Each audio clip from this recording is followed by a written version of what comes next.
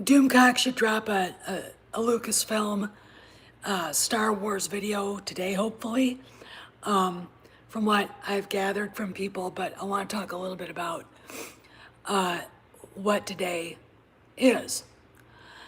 You all know my parents were the greatest generation. They were part of that generation that survived the Great Depression, fought World War II. In fact, I'm going to go up and show off some pictures of them so you guys can see what they were like. We'll go into this room and have a feeling we've got some pictures of my mom. So that's my mom before they were married.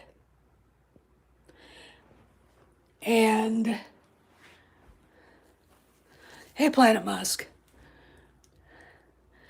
Let's see. My parents, my mom, my dad commercial fishing with our dog on the Mississippi River. That looks like it's Target Lake, but that dog is Champion. I have talked to great lengths about that dog. That dog was freaking awesome. I'll show you a picture of my dad in his uniform.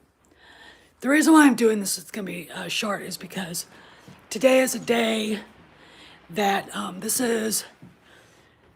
is the Army Air Corps European Theater of Operations room. As you can see, we have a tinsel tree up because that's what they had. That was an anniversary gift to me from my husband. And here is my dad's, let me see, which one is he? Let me look, let's look at this, okay? This was 36 Signal Company. Let's find him. All right, there he is. See him? That's my dad. So, October of 1943, right before probably before he went to England. And of course, here he is later. I think that was taken after the war. But we're in the European theater room. So, see a lot of books about the Germans, etc., here. And we're going to go downstairs. I'll show you a picture of him. If the dog doesn't knock me down the stairs, I'll show you a picture of him in his uniform. We're getting ready to go for a walk. That's why this is not going to be long. Go on, go. I was raised to know as much about World War II as I could because of my parents. All right, and this is my dad. That was taken in England during the war. So, there you go. They survived their greatest generation. They survived the Great Depression. They survived World War II. They were married, June of 1942. And my dad got drafted after. He actually went to sign up the day after Pearl Harbor. And the Army was like, we'll draft you. And my grandfather was 50 years old, but had fought with the Canadian Army in World War I.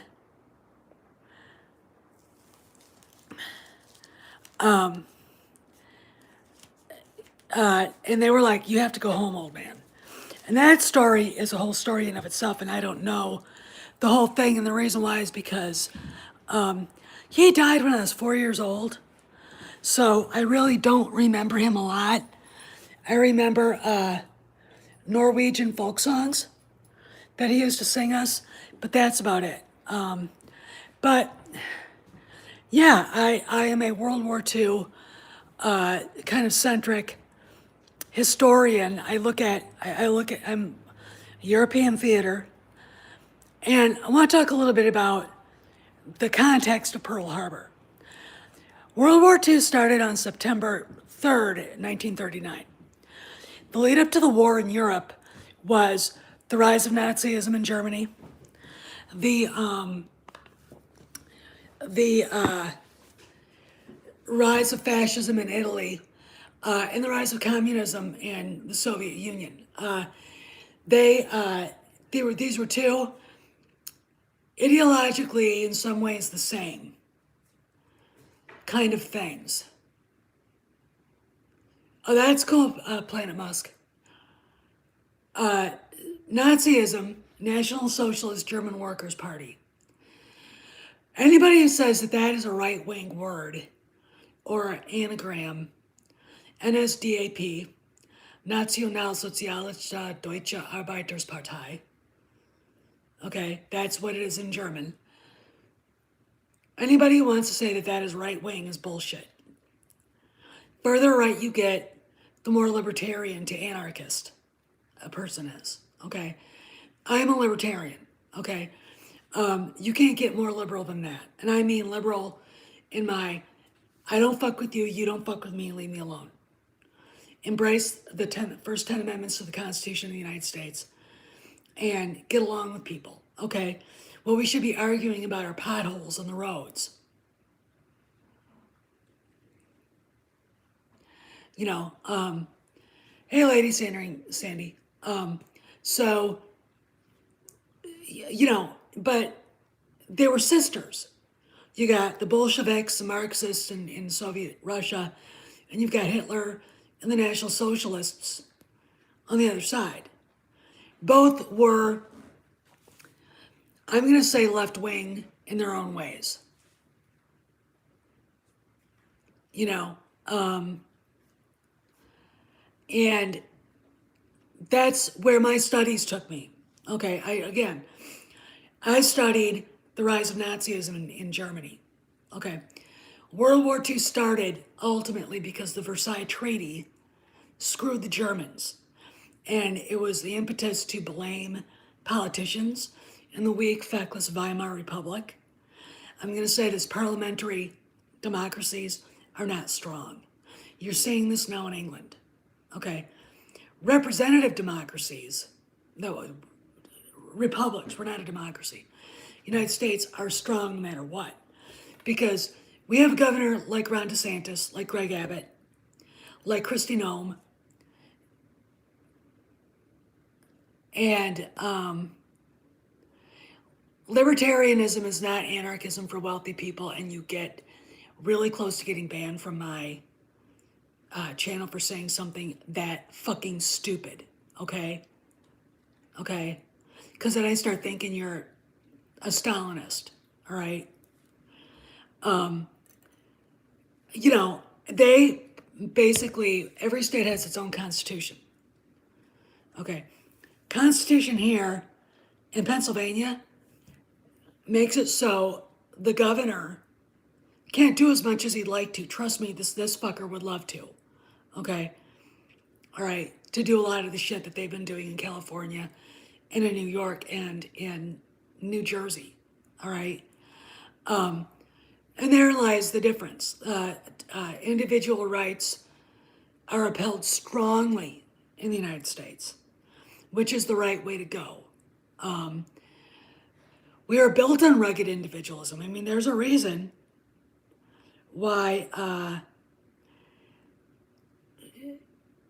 the West was created, why people came here. They wanted their own businesses. They wanted their own farms.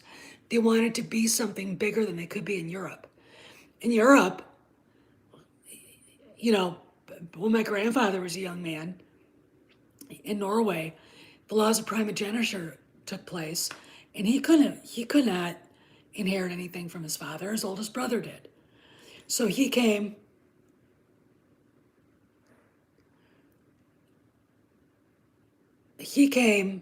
to the United States because his other brother, a brother who's older than him but younger than the oldest, came to the United States and started a farm around Reedstown in Westby, Wisconsin. And Grandpa came over in 1908, maiden voyage of a ship called the Lusitania. If you know history, you know what that ship was. And you know, went through Ellis Island. My great uncle, I think his name was Henry, was a sponsor. And Grandpa Itri went to Wisconsin, and that's how he came here. Okay. Um, but again, this doesn't help understand how World War II started. I'm going to talk about Europe, but I'm going to jump into Asia too, because that's where we got involved. We were involved too. Let not your teachers tell you we weren't. Okay. Lend Lease basically made us the armorers of Britain before we got involved completely. Okay. We were very involved. So you've got the Nazis taking power in 1933, January 1933. And they consolidate power. The Nuremberg laws, which was anti-Jewish laws, came into effect. They started shaking their rattles. They remilitarized the Rhineland, and the Brits and the French did nothing. And I mean, Hermann Goering himself said, if they'd have gone in the moment the German army walked into the Rhineland, it would have killed the Nazi Party. No political will. When you've got politics futzing around with national security, that is bullshit. Okay? That's what happened. All right? Churchill was going, not a good idea. This guy's gonna get bad. And then they went into Austria. They went into Czechoslovakia, took that. And then the Germans did the Munich Accords with the Brits. And of course, there's Neville Chamberlain. Peace in our time. Meanwhile, Hitler's wiping his fat ass with his little bit of paper. September 3rd, 1939, the Germans invade Poland. A lot of people saw this happening because they signed a pact with the non-aggression pact with the Soviets. Okay? Let's go into what was going on in Asia. In 1931, 32, the Japanese invaded Manchuria, or maybe we'll say China, and we're fighting the Chinese, which was basically the start of World War II in Asia. Okay. We were importing or exporting a lot of like raw materials, metal and things like that to the Japanese because they don't have any. Remember, the Japanese archipelago, it is just islands. They don't have any natural resources. Okay. So they took a big gamble. And if you look at what they were doing throughout the war, they were trying to get into countries by force that had iron deposits, that had oil, that had all this stuff going on. Okay. So we started and we started denying exports of oil and things to them after Roosevelt, a little right, before what was going on, and they were getting more aggressive and threatening more things, and they violated a treaty which basically set that battleships could only have 16-inch guns. They created a pair of sisters, the Yamato and the Musashi. They both had 18-inch guns. They were the biggest battleships in the history of the world. Okay. Those two ships both got sunk at Leyte Gulf, by the way. All right. Not very much good when you've got fighter planes going on after them. Okay. You can't stop that. Swarms of Hellcats and Douglas Dauntlesses and all the rest of that shit. So everything leading up to Pearl Harbor with the Japanese was, we're not giving you oil, we're not going to send you any more metal. They start invading. They wanted Singapore and Indonesia because of the oil deposits and things like that. And it came to a head. If you want to watch a movie about It's almost like a docudrama called Tora, Tora, Tora. Do it. Hey, Kenny. I'm talking about World War II now, Kenny. No movies right now. All right. Stay with the topic. Um, it it was inevitable. Okay. But it was also inevitable that we would jump in Europe too because of what we had been doing, helping the uh, the Brits with Lend-Lease and the Soviets. Soviets just wanted raw materials, they could make their own stuff, so we thought, okay, fine. We made a bad bet with them. If the Brits had, look, here's the deal. My dad always said, if the Russians and the Germans had just fought World War II, we could have just let them bleed each other out. Okay, and which would have been a good idea. But the moment the first bomb dropped in Pearl Harbor, the first airplanes approached. Okay, I lived on the Marine Corps base at Kaneohe Bay. We were off the fifth hole of the golf course. The Japanese came in, they went right down that valley, so they went right over. They attacked the base. A Japanese fighter pilot was shot down and is buried like right outside the officers club, which is creepy. And there were 3 Marines or sailors or a combination of that were buried off the fifth hole of the golf course. And I have lots of stories about how scary that was to live in that house. The house we lived in was built in the 50s. And lots of weird shit went down. Okay. All right. So they went through the valley because there's mountains on Oahu, came into Pearl Harbor, and again, battleships at anchor on a morning where they're in port. They're not ready to go. There are no real air forces to protect them, are sitting ducks. We lost 2,402 men that day. The Arizona, which I've been to many times, went down literally a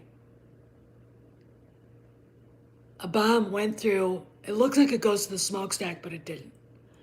It went right through the teakwood decks, down to the armory, and blew up. It blew up. The ship, when you see that big explosion, that's the Arizona's ammo going off. Okay. And the Oklahoma went down. There were guys trapped in it. The California, the Utah which was parked on the other side. Ford Island kind of goes like this, and you have Battleship Row, and then you have a couple smaller ones on the other side, and the Utah went down. But that's how it started. It started along, but we were not involved, but we were involved. Okay. We lost 400,000 men from 1941 to 1945. If we had just stayed out of Europe, we probably could have beaten the Japanese a lot sooner, but we didn't. Our Navy was mostly in the Pacific. If you look at the map, the Pacific is a lot bigger, okay?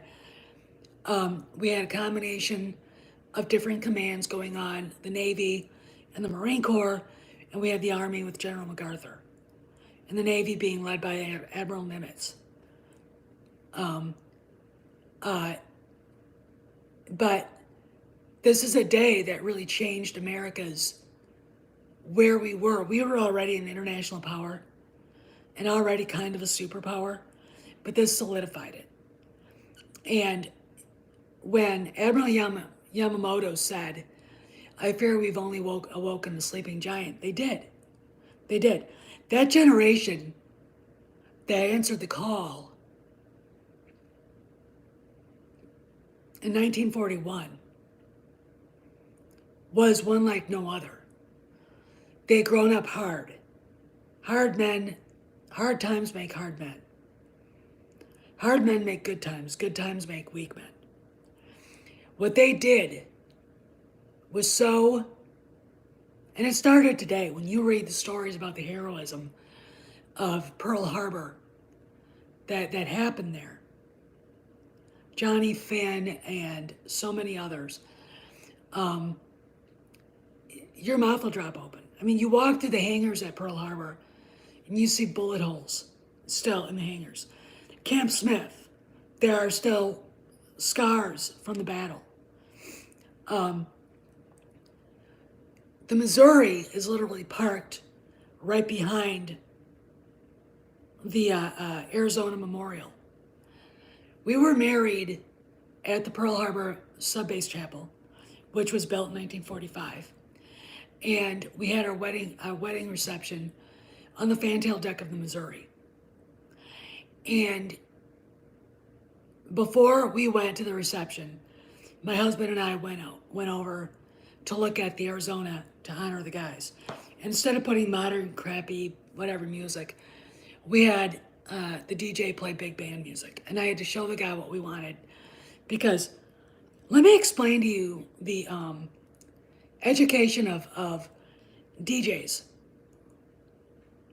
You think you know music and you don't. Okay. But Glenn Miller, Benny Goodman, Harry James, Artie Shaw, all that stuff was, going across the harbor that night. And it was fitting. We had a good time. But I always felt when we were dancing and laughing that there were other people attending the Arizona. It is a mystical place to go visit. Okay. That memorial isn't just for the guys who died on that ship, because most of the casualties came from that ship. Okay. You get a battleship fitted out in 1939. That is a small town. Okay. But the other guys who died, okay, it was when you think about it, there's so much that went on during that day. But that day was just another thing for the greatest generation. Hey, Storty. To,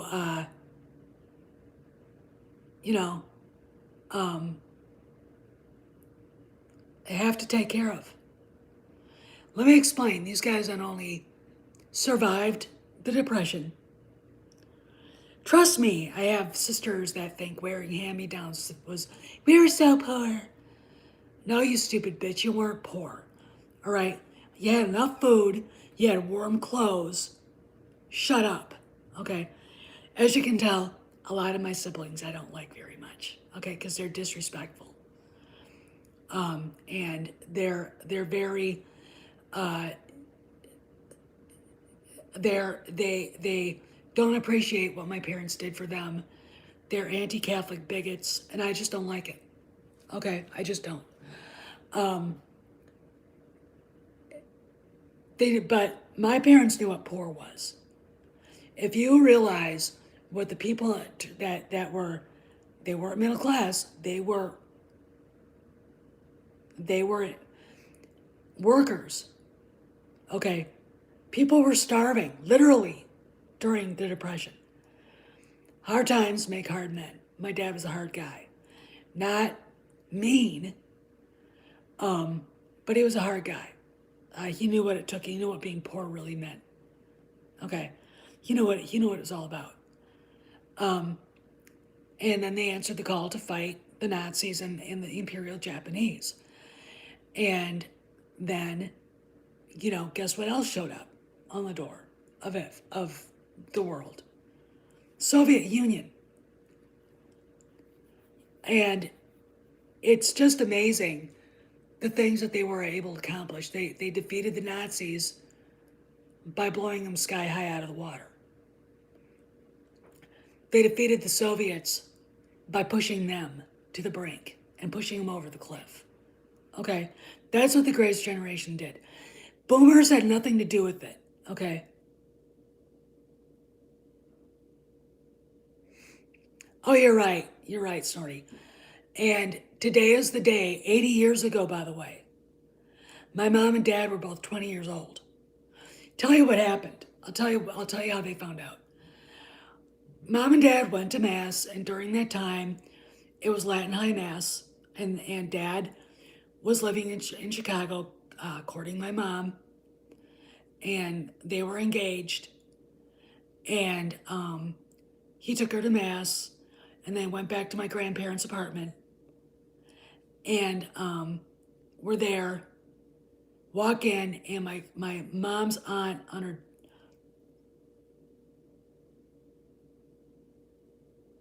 Yeah, yeah, and that's true. Um, uh, my mom's aunt on her dad's side, I think, looked at, maybe it was his brother's wife, basically told her, the war, the world is ending, we're at war. They had announced Pearl Harbor was attacked while mom and dad were at mass. So mom and dad had no idea. Okay.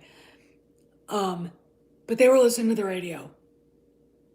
I wish I could find that broadcast because it was literally, we interrupt this broadcast with the news bulletin. Pearl Harbor in Hawaii has been attacked. Um, it wasn't the end of the world. The Japanese did not have a weapon that could, split the atom. Thank God. Um, but it was at the end of a world. World War I ended empires. It grew totalitarianism. When I hear people say they're authoritarian, no, they're not. Monarchies are authoritarian. Totalitarianism is socialism. Okay, period, full stop. All right. And it's very interesting to me how people don't remember that. I mean, that was one of the things that we're all taught in school, wasn't it? Okay. But the world that ended was a transitional world.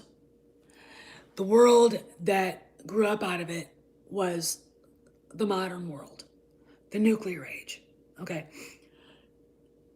Pearl Harbor ushered in the American century. And it still goes on to this day, and I don't care what anyone says. You can have Europeans bitch about our culture, and it's like, yeah, but look what you got, and look what we have. Because we work really hard, okay? You bitch about our food. We make better steaks than you do. We make better hamburgers than you do. We have the right to defend ourselves. And oh, by the way, get a hunting license, you can actually go get venison. I don't have to sit there and beg for a license to go on a hunting estate. Plenty of public land, okay? It showed the world something it didn't expect. And the thing that hit against it, again, was totalitarianism, with the ugliness of the Bolsheviks in Soviet Russia and the rise of Maoism, which we're now having to deal with the Chinese. Okay. And today was the start of that. Okay. We have to start to be hard again. Hard men and women. And I'm not saying being mean, but overly sensitive drama queens and kings, that's over. Don't do that around me. Okay. Take a lesson from people like my parents. Okay. And understand that there's a reason why my dad would buy a pound of hot dogs and then cut them in half. Okay. There's a reason why my, aunt would save bacon grease. Okay. Because they understood that you can't just, there are things there, that there might be a time when you can't just buy this stuff. Okay. And you got to make food stretch. All right. Those kinds of things growing up that way makes you an appreciative person. Story. When I was a little kid, I wanted a horse. Begged and begged and begged and begged and begged and begged. Okay. All right, Planet, and begged and begged my dad. No way he could afford it. And it wasn't that he couldn't afford to buy the horse. It was the rent. It was feeding him. It was vet. I mean, I go through that today. It costs a lot of money to get Kay's eye fixed. And so we would do that. I would beg. And my dad one day took $1 out of his wallet and said, "Do you know how hard it was for me? $1 to save money for $1."